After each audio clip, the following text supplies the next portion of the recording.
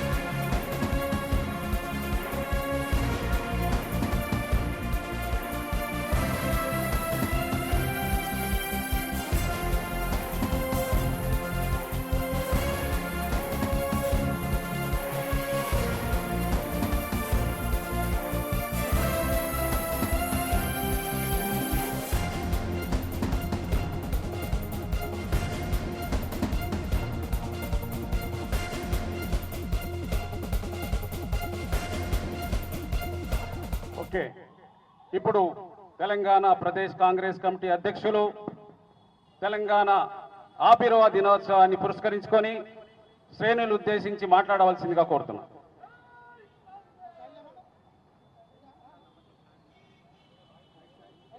తెలంగాణ ప్రజానికానికి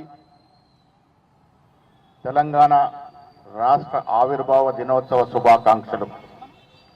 ఈ కార్యక్రమంలో పాల్గొంటున్నటువంటి పెద్దలందరికీ, కాంగ్రెస్ కార్యకర్తలకి, సేవాదళ మిత్రులకి, పాత్రికేయులకి, మీడియా ప్రతినిధులందరికీ కూడా నమస్కారం. మిత్రులారా, కొంచెం వెనక జరగమని, టోటల్ వెనక జరగండి. మిత్రులారా, 6 దశాబ్దాల చిరకాలపు కోరిక, 2 ఉద్యమాలు, ఎన్నో ప్రాణత్యాగాలు, ఎన్నో బలిదానాలు, తుదకి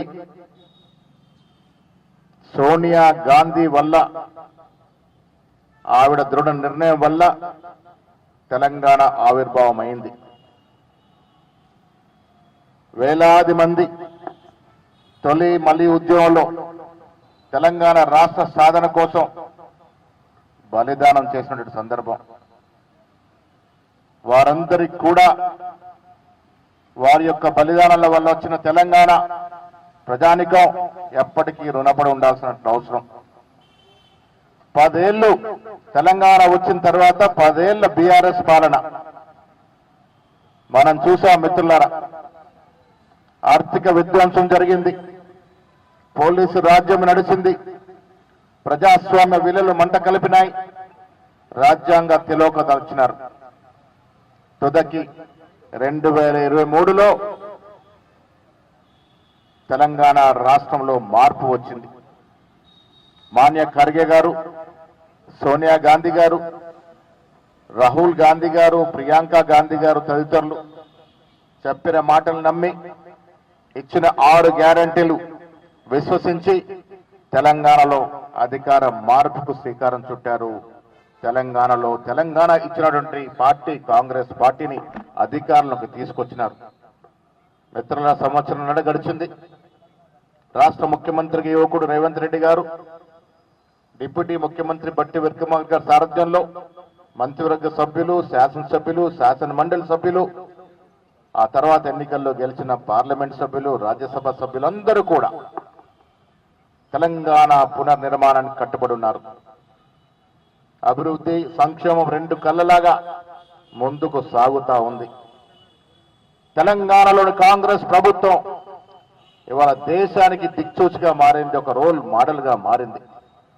ఆనాడు ప్రారంభించిన మహిళలకి ఉచిత బస్సు ప్రయాణం నుండి ప్రతి కార్యక్రమం మహిళల కోసమే ప్రాదేశించబడతా ఉంది.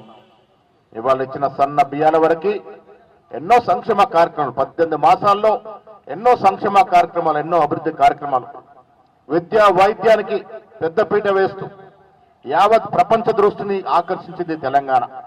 దాంట్లో కారణంగానే 1,75,000 కోట్ల విదేశీ పెట్టుబడులు ఈ సంవత్సరాల కాలంలో తెలంగాణకి రావడం జరిగింది.